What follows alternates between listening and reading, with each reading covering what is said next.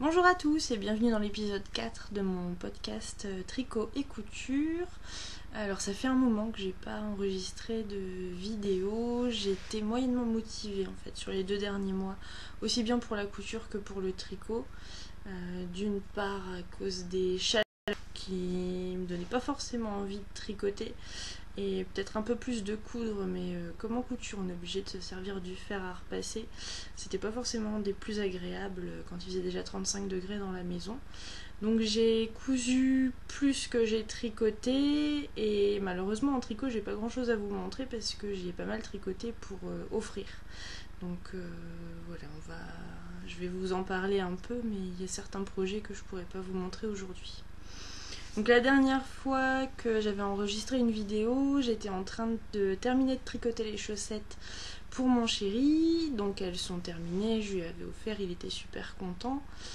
Et il me semble que j'étais allée au magasin Kaléidoscope à Bruxelles et j'avais acheté de la laine. Donc c'était la laine qui faisait eux-mêmes, une nouvelle marque qui venait de créer au nom du magasin. Et donc c'était de la laine qui était non teinte, donc avec possibilité de la teindre. D'ailleurs il faudrait que j'y pense parce que quand je vois ce que Anso du podcast du Diète fait en teinture, c'est vrai que ça donne envie de s'y mettre. Bon, on y reviendra éventuellement. Donc c'était de la laine blanche, non teinte comme je vous ai dit, avec un petit fil brillant. Je sais pas. Voilà, vous voyez un peu. Donc c'est assez discret et elle est super douce. Je crois que c'est 100% alpaga ou mérino. Mérino 100%. Avec un chouïa de nylon. Donc on va dire 99%, avec un tout petit peu de nylon et puis le petit fil. Donc ça, j'ai tricoté des chaussettes pour la fête des mères, donc pour ma maman. Et quand j'étais allée en Belgique, j'avais acheté ce livre, Coop Knits Socks, volume 1. Et donc j'ai choisi de lui tricoter les chaussettes millefeuille. Il me semble que je vous en avais parlé, mais j'ai pas regardé la vidéo pour savoir exactement où je m'étais arrêtée. Donc le modèle millefeuille, elle propose 2 motifs différents. Donc un motif qui est plus en ligne et un autre ici qui est un peu plus qui est un peu plus large, moins régulier. Et elle propose de faire la chaussette gauche avec le bas du pied avec un motif et le haut du pied avec l'autre motif, et d'alterner sur la seconde chaussette. Voilà. Et moi en fait j'ai décidé de faire un seul motif sur les 2 chaussettes, faire deux chaussettes identiques, et donc de faire uniquement avec celui-là. Voilà. Du haut en bas sur les 2 pieds. Donc ça évidemment elles ont été offertes, donc je peux plus vous les montrer aujourd'hui. J'ai tricoté les chaussettes avec les aiguilles Chiagou que j'avais acheté au Kaléidoscope aussi, donc en 2,25 avec la laine blanche. C'était nickel à tricoter, c'était pas trop serré, pas trop lâche. Mais a priori moi j'ai tendance à tricoter serré, donc là ça avait une bonne tenue. Maintenant c'est vrai que pour la passer au pied c'était un chouïa juste quand même. Il n'y avait pas beaucoup d'élasticité en fait pour pouvoir l'enfiler. Donc il faudrait peut-être que je prenne plutôt du 2,5. Mais sinon elles étaient super sympas. Les explications dans le livre, vous les avez aussi bien en texte que en petite grille détaillée. Donc ça c'est bien pratique. J'avais passé le livre à la photocopieuse au bureau pour me balader avec la feuille plutôt que de me balader avec le livre complet dans le sac. Donc bon, j'ai avancé assez vite, je pense que je les ai faites sur une dizaine de jours en tricotant le midi et le soir, 1 heure par-ci, 1 heure par-là. Elles sont montées assez vite, le motif il se retient assez facilement, et ouais, j'ai bien aimé les faire, c'était assez sympa. Donc ça c'est fini, ça a été offert, et juste après la fête des mères, c'est la fête des pères. Donc il a fallu que je trouve une idée, tant qu'à faire un cadeau fait main pour pas faire de jaloux. Donc là, je m'attaquais quand même à ma 4e paire de chaussettes, moi qui n'en avais jamais fait avant le défi de Cocotte Knits. Et j'ai décidé de faire un modèle que j'ai déjà tricoté et donc que je connais, qui est le modèle Hermione. Donc qui sont les mêmes chaussettes que j'avais faites à mon chéri. Et oui, alors en fait c'est un modèle qui est vendu comme un modèle pour femmes. Et moi je le trouve pas féminin du tout. Je me vois pas... Bon, ça dépend peut-être de la couleur de la laine aussi, hein. Mais bon, je trouve que ça avait plutôt chaussettes d'homme. Donc dans ma tête, chaussettes d'homme, c'est Hermione. Et donc là, je les tricote en... Alors c'est des aiguilles IAIA 2,75. Un tout petit peu au-dessus des 2,5 que j'aurais dû prendre. Mais bon, j'avais que ça sous la main. Je crois qu'en 2,5 j'avais acheté que des aiguilles les toutes petites avec un tout petit câble. Donc j'avais pas forcément envie de tester ça alors que je devais me dépêcher pour les faire. Et donc ces chaussettes je les tricote avec la cascade héritage, qui n'est pas bleue comme vous pouvez le voir mais qui est plutôt vert sapin. Si elle était bleue comme ça elle m'aurait plu aussi, mais non, elle est verte. Donc qui est bien verte. Et donc j'ai déjà terminé une chaussette. J'avais terminé le midi sur la route dans la voiture en allant chez mes parents pour la fête des pères. J'étais en train de rentrer les fils. Et on avait terminé qu'une. Donc je lui en ai offert une. En lui disant que la prochaine fois il aurait la deuxième. On n'y est pas encore retourné depuis, ça doit faire 15 jours. Et j'ai pas tellement... Elle est pas tellement prête pour ce week-end, donc il va falloir que je me motive dans la semaine pour la faire. Donc toujours le même petit point texturé. Hop. Le talon renforcé. Donc là, je dois faire 21 cm et demi au niveau du pied avant de pouvoir attaquer les diminutions des orteils. Et là j'ai mesuré, je dois être à 11. Donc il me reste encore 10 cm avant de pouvoir faire les orteils. J'avoue que j'ai du mal à avancer. Je sais pas pourquoi, je me lasse sans doute de tricoter des chaussettes. Parce que comme je vous disais, c'est la 4e paire. Voilà. Mais bon, ça me donne un objectif, il faut que je les finisse pour ce week-end. Et en fait, je me suis interdite de commencer un quelconque nouveau projet tant que je n'ai pas terminé ces chaussettes. Donc là, je suis obligée de les terminer pour pouvoir commencer mon nouveau projet. C'est... Voilà. Je m'y oblige. Il me faut ça, sinon je vais les laisser en plan. Et puis, mon père aura plus qu'à se couper une jambe pour pouvoir mettre ses chaussettes. Donc c'est pas l'intérêt. Donc voilà, objectif de la semaine, terminer ça. Je vais pas dire que j'en serai débarrassée parce que bon, c'est un cadeau, ça me fait plaisir de le faire, mais bon, c'est vrai qu'au bout de 4 paires, j'en ai un peu marre. Et donc une fois que ça se sera terminé, normalement j'attaquerai soit le col 3 couleurs, je vais le dire en français, de Joji Locatelli, pour lequel j'ai déjà, alors je me motive, j'ai déjà mis en pelote les laines lafay fil que je vais utiliser. Donc il y a la couleur Havana, qui est une couleur camel. Ça je crois que c'est sardine frétillante il me semble, c'est en gris dégradé. Et la dernière, une couleur jean, Mare Magnum. Alors c'est une laine qui est un peu plus épaisse que la laine qui est recommandée pour le modèle parce que c'est de la DK et normalement c'est de la fingering.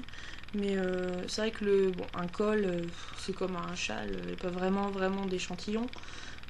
Moi comme je vous disais j'aime plutôt les choses assez enveloppantes au niveau du cou. Donc si la laine est plus épaisse il sera d'autant plus douillet. Donc on verra, au pire si ça marche pas on pourra toujours détricoter, mais non je pense que ça peut faire un joli rendu. Donc soit je commence ça, soit je commence le Exploration Station depuis le temps que j'ai envie de le commencer. J'ai pas encore mis la laine en pelote parce que les écheveaux sont tellement jolis que j'adore les regarder dans leur état naturel, on va dire ça comme ça. Donc j'y ai pas encore touché.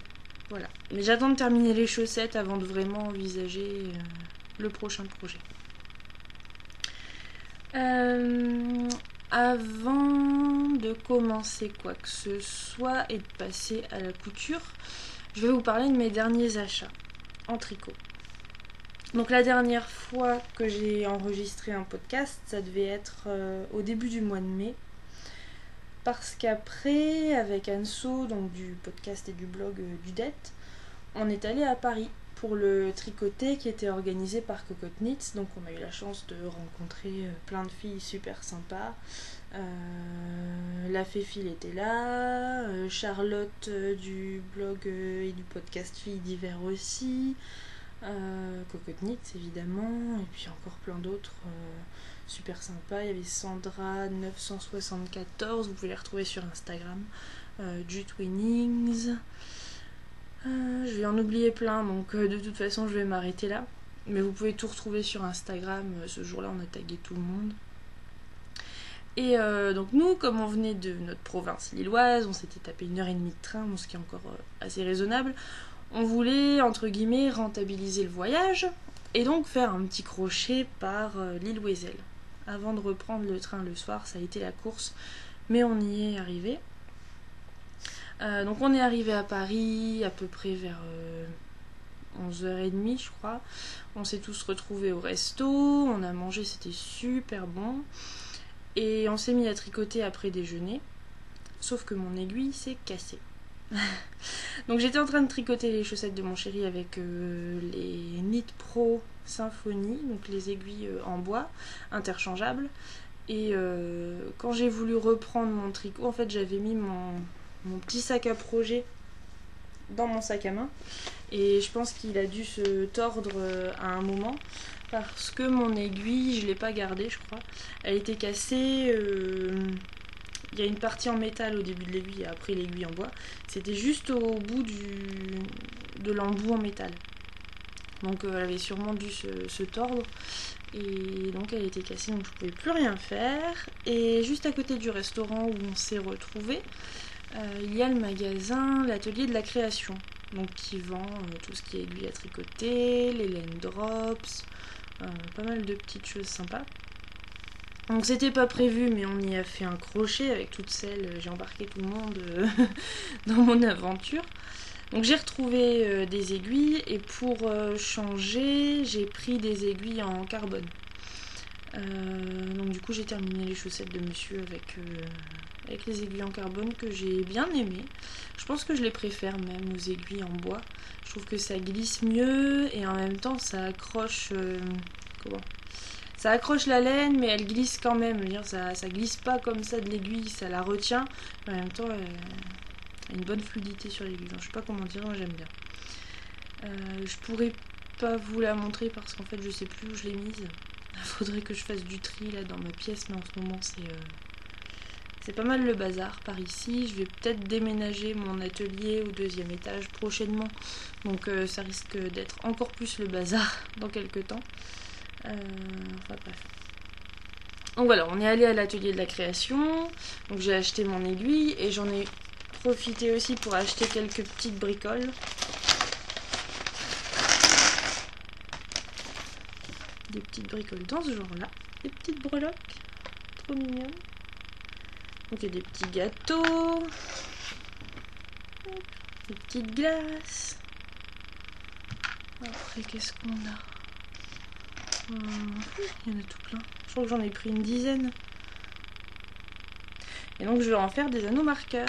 Donc j'ai acheté le petit crochet. Hop. Encore des petits ronds.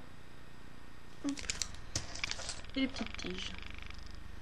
Donc c'est pas très cher, tout ça, ça coûte 2 euros et 1 euro. Et puis les breloques, ils soldaient, il y avait pas mal de choix, ils soldaient, je crois que c'était 5 € les 10 ou 5 € les 12. Donc je me suis fait plaisir, j'en ai pris pas mal. Et j'ai trouvé aussi des boutons pour mon gilet, que j'ai terminé, le gilet Monte Rosa. Donc ça, il faut que je les pose, c'est vrai que j'y ai pas touché depuis. Mais bon, moi, ça mérite d'être là. Donc ensuite, on est retourné au restaurant, on a pris un petit café ou un gâteau, je sais plus, un dessert peut-être. Et donc avant de repartir avec Anso, on a laissé ceux qui voulaient rester au restaurant. Et avant de retourner à la gare, on a fait un petit crochet par l'île Wesel. On a fait pas mal de trouvailles. En fait, la cascade héritage pour les chaussettes de mon papa que je vous ai montré tout à l'heure vient de chez l'île Wesel. Je l'ai acheté ce jour-là. Donc à Paris, je suis revenue avec de la Drops Fabel. Donc là, c'est à peu près les couleurs que vous voyez. C'est du rose, du orange, mauve. Donc ça, en fait, je les ai trouvés à l'atelier de la création, c'est vrai. Comme Charlotte, fille d'hiver, en avait parlé dans son podcast, j'avais envie de l'essayer. Elle me semble un peu rêche. C'est de la laine, ouais. Laine polyamide. 75% laine, 25% polyamide. Donc c'est pas aussi doux que du mérino, mais pour des chaussettes, c'est vrai que ça doit être super chaud l'été. Et je ne sais pas si ça fait des rayures, je pense. Je verrai en la tricotant, mais en tout cas, j'adore les couleurs très fifi. Donc ça, c'était pour l'atelier de la création. Ensuite, l'île Wesel. Donc j'ai trouvé... ça vient pas de là. J'ai un tas d'écheveaux tout neufs sur mon bureau et je ne sais plus qui vient d'où. Donc j'ai trouvé 2 écheveaux dans les tons marron, camel, de Vilaine. J'adore l'étiquette. Et le jeu de mots aussi. Donc c'est Vilaine Tordu MCN.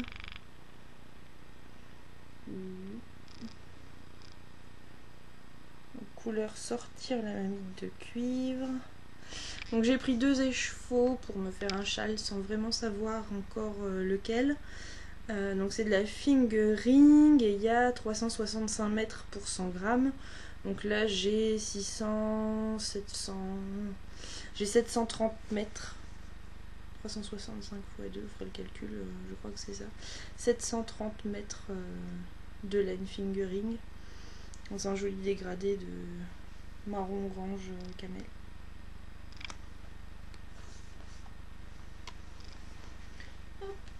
D'ailleurs, c'est pour ça que je me suis trompée. Elle ressemble assez à la Madeleine Toche que j'ai achetée pour faire des chaussettes au kaléidoscope. Alors, peut-être pas là forcément. Oups. Voilà. Sur la vidéo. Mais en vrai, l'une à côté de l'autre, c'est presque ça. Donc la cascade héritage, ça je l'ai dit. Un écheveau de Malabrigo Sock Coloris Eggplant, qui est un gris anthracite très foncé.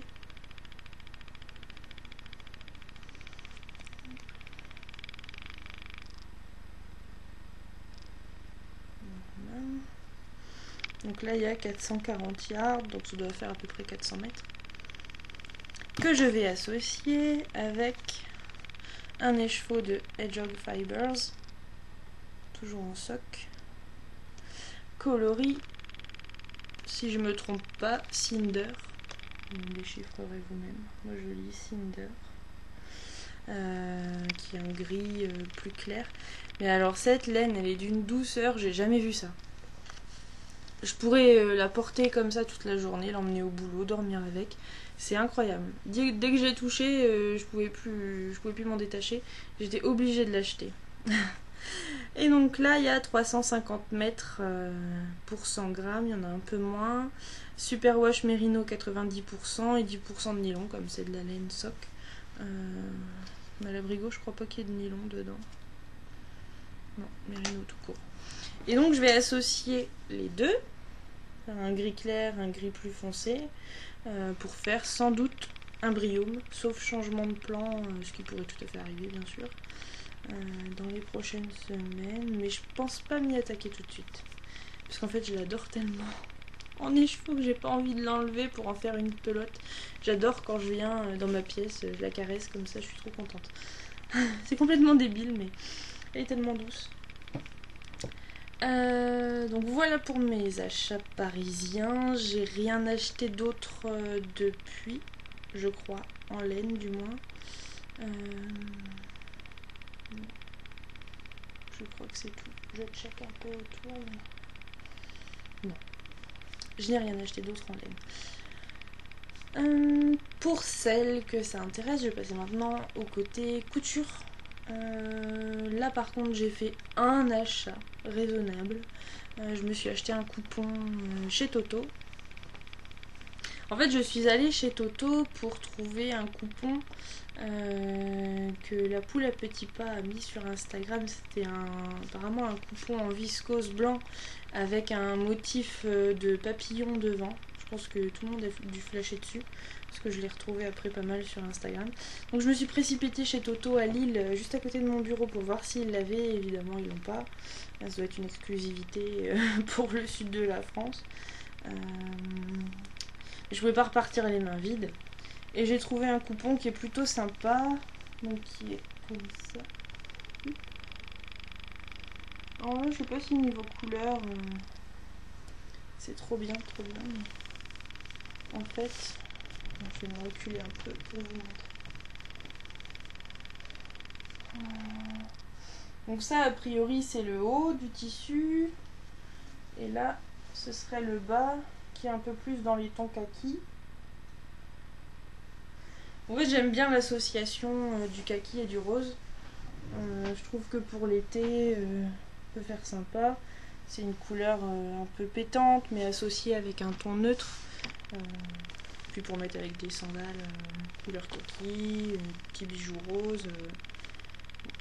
Voilà, donc je voudrais en faire une robe d'été. J'ai pas encore le modèle en tête. Je verrai en fonction de ce que je trouve dans mes livres. Et donc là, j'ai 1m60 pour 9,60 €. Donc c'est plus que raisonnable. Il a un joli tombé. Il est fin, mais je crois pas qu'il soit transparent. Bon après, si c'est pour faire une robe... non. Là, je suis à contre-jour. Il y a une fenêtre de l'autre côté de l'ordinateur. Et non, effectivement, il est pas transparent du tout. Mais bon, pour faire une robe, il faut toujours mieux doubler par précaution. Garder un minimum de décence. Hop, je vais replier vite fait. Ouais, donc ça a été mon seul achat tissu. Du moins, tissu perso. Parce que, donc quand je vous disais que effectivement les dernières choses que j'ai tricotées et cousues n'étaient pas pour moi, j'ai pas mal cousu ces derniers temps parce que nos meilleurs amis ont leurs anniversaires, donc c'est un couple, hein, la meilleure amie et son copain qui est devenu notre meilleur ami par la suite. Ils ont tous les deux leurs anniversaires la première semaine du mois de juin. Et début mai, donc juste après avoir fait mon dernier podcast, je m'étais dit tiens je vais leur faire chacun un cadeau fait main en me disant bon ça va, je m'y prends début mai, pour le mois de juin je suis large. Et j'ai décidé donc de lui faire une chemise et à elle de lui faire un pantalon Jacques de République du chiffon. Donc j'ai trouvé les tissus que je voulais, donc je vais vous présenter. Je les ai terminés ce matin. J'ai juste fait les boutonnières ce matin, cousu les boutons. Gros problème avec les boutonnières. Ma machine à coudre les fait normalement automatiquement. Hein. Je rentre le numéro, la taille, machin. Elle doit les faire d'elle-même. Et en fait, je vais vous montrer parce que j'ai fait des essais. Je reprends le morceau de tissu dans ma poubelle à tissu. Où est-ce que j'ai mis ça? Là. Évidemment. Bon, j'ai pas coupé les fils, hein, donc mon échantillon il est un peu dégueu. Voilà, donc là quand je lui faisais faire les trucs elle-même, je faisais un petit délire. elle me faisait un côté beaucoup plus court que l'autre. Donc gros problème, hein, c'est plus vraiment une boutonnière. Et même en essayant de mener le tissu pour le faire aller un peu plus vite ou de le ralentir pour que les deux côtés soient à peu près de la même taille, ça marchait pas plus que ça. Donc je me suis décidée finalement, bon, j'ai fait quelques essais et j'ai juste fait des petits points zigzag par moi-même, bien parallèles, et puis ensuite un point zigzag plus large en haut et plus large en bas pour faire une fausse boutonnière entre guillemets. Donc je me suis débrouillée comme ça et j'ai fait toutes les boutonnières ce matin. Donc, premier projet, c'est le pantalon Jacques de République du Chiffon. Alors j'aime beaucoup le modèle, je trouve qu'il est super original avec la ceinture qui rappelle un col de chemise, le côté pantalon 3/4 qui est pas courant mais qui est sympa pour aller au boulot, il y a les petites poches, la poche passe poilée à l'arrière, enfin il y a beaucoup de détails assez travaillés que j'aime beaucoup. Je l'avais acheté à la base pour moi, bien sûr, mais je suis pas vraiment adaptée aux grilles de mensuration de chez République du Chiffon, et même en faisant la plus grande taille, je sais pas, j'avais l'impression d'être un cube qui devait rentrer dans une forme ronde. Je sais pas comment expliquer ça. Il y a des endroits c'était beaucoup trop large, et des endroits il fallait rajouter 10 cm. Enfin, c'était pas du tout. Donc j'ai laissé tomber. Je me suis dit, j'aurais bien l'occasion de le coudre un jour pour quelqu'un qui est mieux formé pour ces mensurations-là. Donc j'ai laissé de côté. Et finalement, comme ma meilleure pote, elle fait un 34-36 et que j'avais ses mensurations en tête, je me suis dit que j'allais lui faire ça pour son anniversaire. Donc je suis allée au magasin des Coupons Saint-Pierre à Lille pour trouver un tissu. Puisqu'ils vendent des coupons de 3 mètres, je savais que s'il y en avait un qui était bien, de toute façon j'en aurais assez. Et j'ai demandé conseil à la vendeuse. Alors je voulais une couleur d'été. Je voulais soit un rose fuchsia ou un bleu. Enfin une couleur un peu pétante pour casser avec le côté trop strict. Enfin il est pas strict mais un peu trop style pantalon de bureau pour casser ce côté-là. Malheureusement à l'époque où j'y suis allée, il n'y avait pas encore trop de couleurs pétantes en rayon. Et au niveau de la tenue du tissu, elle avait pas beaucoup de choix, il fallait qu'il soit fin pour pas être sac à patate et qu'il tienne tout seul debout, mais en même temps assez ferme pour pas faire trop le côté legging. Donc pour trouver un compromis, elle m'a proposé 2 tissus. J'ai vraiment eu du mal à choisir, mais c'était 2 styles complètement différents. Donc elle m'a proposé d'abord un tissu bleu. Alors là il paraît bleu pétant, mais en fait c'est un bleu un peu... je sais pas. Bleu marine clair, on va dire ça comme ça. Il est pas foncé, il est pas pétant, c'est entre le bleu et le gris quoi. Ou alors elle m'avait proposé aussi, j'avais pris la photo mais entre temps j'ai perdu toutes mes photos dans mon téléphone, le même tissu, la même tenue, exactement la même composition, qui était beige avec des pois roses. Mais alors le contraste entre les deux était pas trop important, ça faisait vraiment pas pantalon de clown. C'était assez discret et j'ai vraiment hésité parce que pour le coup ça aurait bien fait le contraste entre le pantalon de ville et le côté un peu foufou et été du tissu. Mais j'étais pas persuadée que ma copine allait porter un pantalon à motif à pois. Donc j'ai choisi la sécurité en prenant le tissu bleu et en me disant au pire si elle aime bien je lui propose de lui refaire dans une autre couleur si c'est pas trop galère à faire. Il n'a pas été du tout galère à faire, c'était même plutôt génial. Je me suis beaucoup amusée, j'ai appris pas mal de choses, je me suis vraiment appliquée, bien repasser entre chaque étape, ouvrir les coutures, tout surfiler. Enfin, je me suis vraiment appliquée et en prenant mon temps, ça m'a vraiment plu de le faire. Donc je vous montre quand même le résultat. Il faut quand même voir de quoi on parle. Alors là, il n'y a pas eu le coup de repassage final. Voilà. Donc il est assez court. Oups. Donc la petite ceinture. Et à l'arrière, je ne suis pas peu fière, ma petite poche passe-poilée qui veut bien vouloir tenir debout. Hop.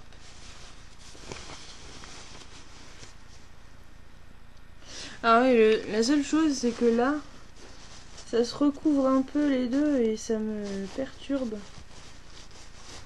Bon. La prochaine sera 100% parfaite. Mais bon, dans l'ensemble, c'est pas non plus hyper choquant.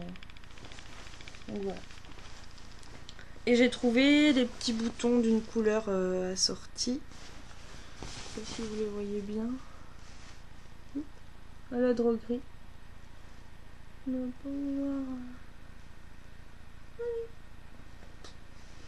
C'est donc c'est exactement le même bleu à la droguerie, donc ça fait 4 petits boutons sympas.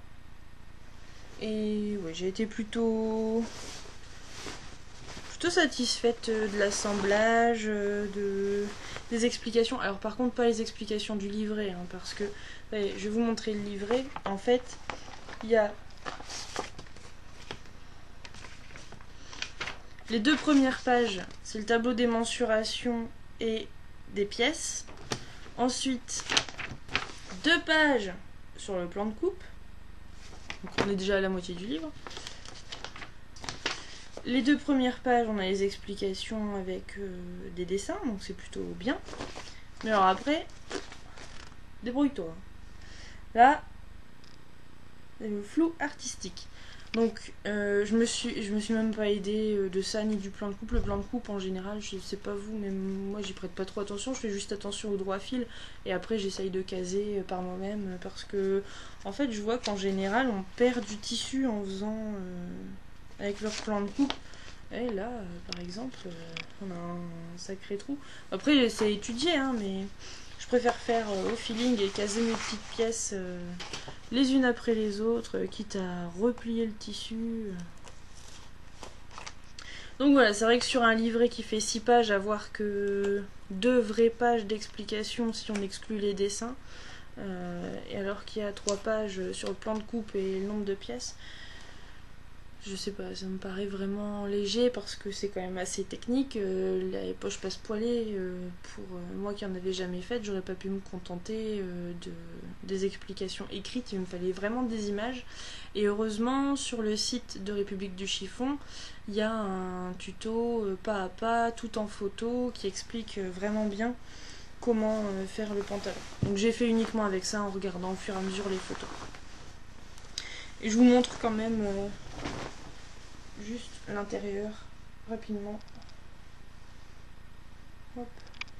Donc là la poche en fait elle remonte. J'ai trouvé vraiment ça sympa, c'est vrai que j'aurais pas pensé moi-même à le faire. La poche elle fait cette taille là, donc elle s'arrête ici, mais le fond de poche remonte jusque dans la ceinture pour être tenu. Donc c'est vrai que c'est pas bête. Hop. Et le devant. Avec le pont de sous-pont de la braguette, que je pense avoir enfin compris. Même si j'ai toujours la braguette du pantalon de monsieur à refaire. Je sais pas exactement si c'est le même principe. Je crois que oui, pour les braguettes à fermeture. Mais là, c'était pas trop compliqué à faire parce que c'est des boutons. Et normalement, elle met 3 boutons en tout. Moi, j'en ai mis 4 pour éviter que ça baille en s'asseyant. Ou je sais pas, ça me semblait pas assez. Je pense que j'ai tout dit sur le pantalon Jacques. Je vais leur offrir leur cadeau ce week-end. J'espère juste qu'au niveau des tailles, ça va aller. Au niveau des mensurations, elle était exactement à la taille 38 du tableau de mensuration, donc j'ai tout fait en 38 en espérant que ça aille. J'ai peut-être juste un peu peur au niveau de la longueur du pantalon. Au pire, je le rallongerai pour ensuite refaire des plis dans le bas pour le rallonger un peu. J'ai tout fait exactement comme dans le patron, niveau longueur, largeur, j'ai rien touché. Au moins ça permet de voir si ça correspond. Et donc ça c'était pour ma meilleure amie, mon copain. J'avais décidé de faire une chemise. Alors j'avais déjà fait une chemise à mon père à Noël et ça m'avait bien plu de la faire. J'avais trouvé ça technique mais quand même assez sympa et accessible finalement. Sauf qu'à Noël j'avais fait une chemise manche courte. Parce que mon papa ne met pas de chemise manche longue. Du moins pas souvent. Donc ça avait un peu facilité les choses parce que le seul truc technique finalement c'était le col qui est pas si dur que ça à faire. Et le montage des manches, où il faut juste pas se tromper entre la manche gauche et la manche droite, ce qui m'arrive quasiment à chaque fois. Et là, cette fois-ci, j'ai décidé de faire une chemise avec des manches longues. Parce qu'évidemment, lui ne met pas de chemise à manches courtes. Pour faciliter les choses, il est toujours là. Donc, en fait, jusqu'au moment où j'ai dû faire les manches, ça a été. C'est juste la fente de manche qui a été un peu galère parce que j'ai rajouté les marges de couture. A priori il fallait pas, même si j'ai pas trouvé trop la confirmation dans le livre. Donc du coup ma patte de manche était un peu plus large, donc je vais vous montrer ça. Donc le modèle, avant de vous le montrer, c'est la chemise faite. Le modèle vient du livre Grain de couture hommes et femmes. Donc c'est le même modèle que j'avais fait pour mon papa à Noël. Et ma mère m'avait dit si tu veux en refaire une, fais attention parce que pour mon père j'avais le tour de poitrine pour faire la chemise. Et bon, en fait comme quasiment tout le monde, on fait pas forcément la même taille des pieds à la tête. Donc lui il s'est retrouvé avec une chemise qui avait le tour de cou trop grand.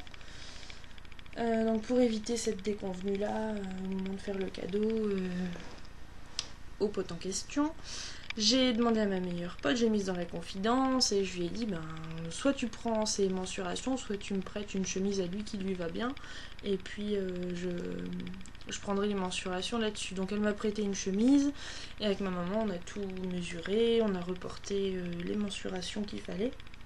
Donc il s'est retrouvé effectivement avec un tour de cou qui était à la plus petite taille. Et le reste, je crois que c'était une taille 46 ou 50. Enfin, il y avait 3 tailles en tout. Donc voilà. Donc je me suis débrouillée avec ça. A priori, j'ai comparé avec la chemise qui m'avait été prêtée. Ça correspond. J'ai eu peur au niveau de... du tour d'aisselle. Enfin, le passage du bras. Ça me semblait étroit parce que j'ai essayé la chemise, même si c'est pas du tout pour moi, c'est pour un homme, ça n'a rien à voir. Mais bon, ça me semblait petit, donc je l'ai essayé. Et ça me semblait trop juste. En fait, c'est le même tour de bras que la chemise qui m'a été prêtée, donc ça m'a plutôt rassurée. Voilà, donc ce modèle, c'est celui-là, donc c'est la chemise saphir. Ce qui est bien avec ce modèle-là, comme les autres modèles du livre, c'est qu'en fait vous avez plein de possibilités d'adaptation des patrons. Alors je sais pas si vous allez voir, évidemment c'est inversé, c'est galère, je vais essayer de vous montrer là. Là en fait la chemise, elle a un empiècement ici que vous pouvez supprimer. Là elle est cintrée, ça vous pouvez l'enlever, enfin tout est modulable. C'est ça qui est vraiment super avec ce modèle. Oups. Donc là moi j'ai décidé d'aller au plus simple. Je l'ai pas faite cintrée parce que le modèle que j'avais eu à prêter ne l'était pas. Et j'ai décidé de se faire rejoindre. Alors je vais essayer de vous montrer ça. Comme elle l'explique elle-même, donc l'auteur c'est Ivan Soufflet. C'est là. La partie haute du dos, je l'ai faite se rejoindre avec les empiècements devant pour faire une seule pièce qui fait le tour de l'épaule. Donc je vais faire plus simple, je vais vous montrer la chemise comme ça. Donc comme le pantalon, hein, il n'est pas repassé, il ne faut pas vous formaliser de son état de froissage. Voilà. J'aurais dû préparer un cintre, ça aurait peut-être été plus simple pour vous montrer. Donc c'est un coton à chemise que j'ai trouvé à Toto, un petit coupon, je crois qu'il était à 8 € les 2 mètres, donc pas grand chose. Il est légèrement...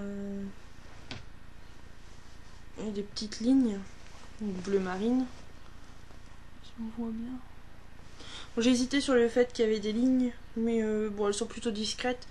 Le tissu, lui, il est bleu foncé et les lignes sont bleu... ouais, bleu clair, mais c'est pas encore trop voyant non plus. De loin, on voit à peine qu'il y a des lignes.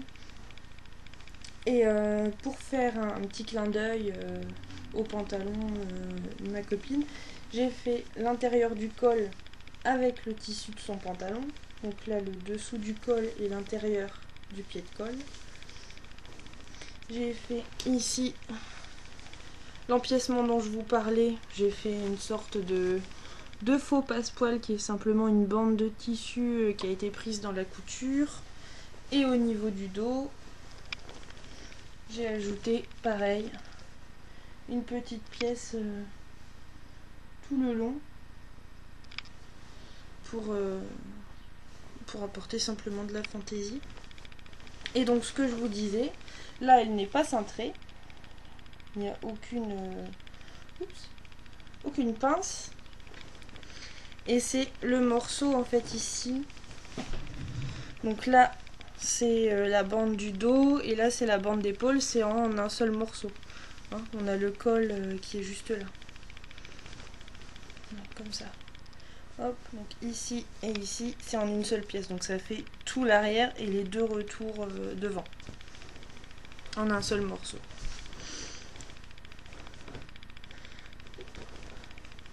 Alors je trouve que je m'en suis pas trop mal sortie au niveau des raccords de lignes.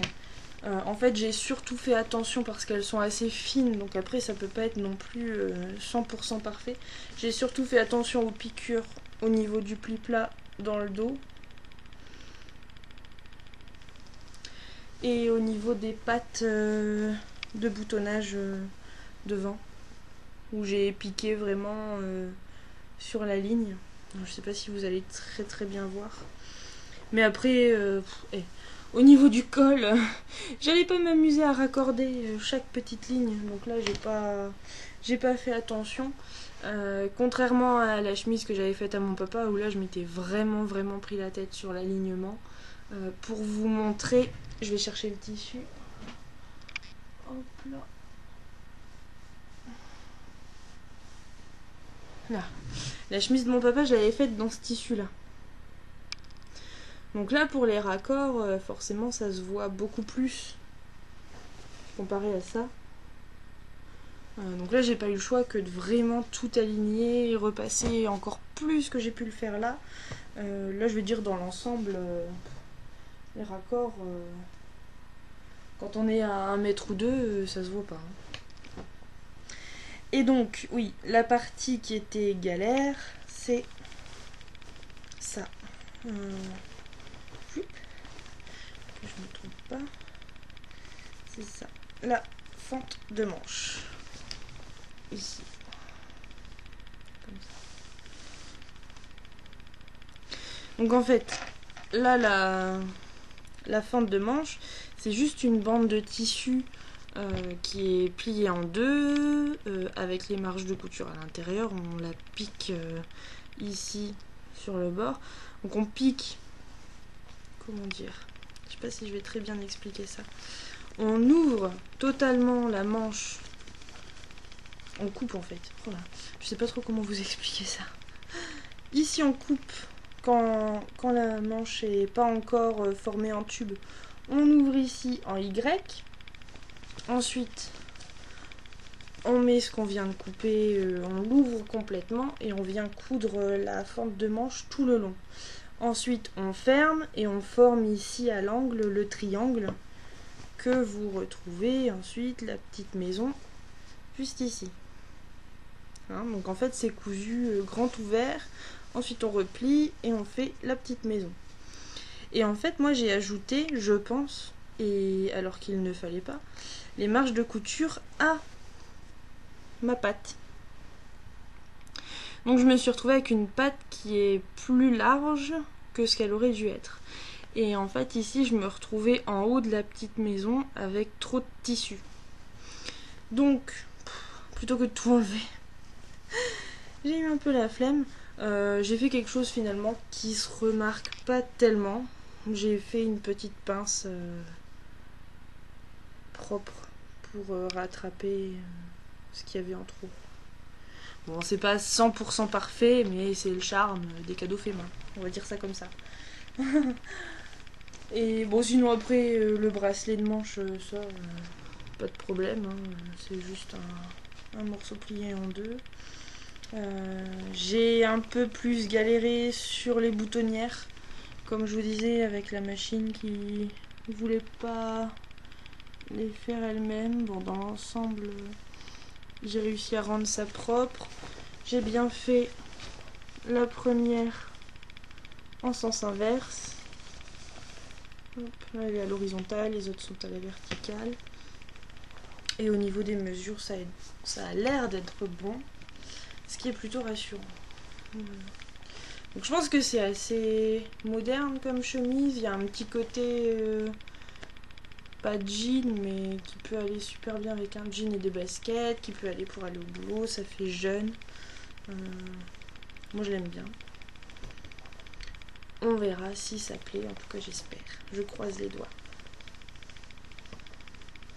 Donc là il me reste plus qu'à repasser ça et le pantalon Jacques. Et ce sera prêt à offrir avec un bon mois de retard. Ça valait la peine de s'y prendre à temps. Je crois que j'ai fait le tour. Malheureusement, j'ai pas fait plus de choses que ça en 2 mois. Mais comme je vous disais, avec les chaleurs qu'on a eu ces derniers temps, j'avais envie ni de l'un ni de l'autre. Je me suis un peu forcée à coudre malgré mon retard. Mais bon, finalement, ça a été. Donc là, je vais terminer mes chaussettes. Je vais y aller de ce pas. Et ben, je vous souhaite une très bonne semaine. Promis, la prochaine fois, je ne mettrai pas 2 mois avant d'enregistrer ma vidéo.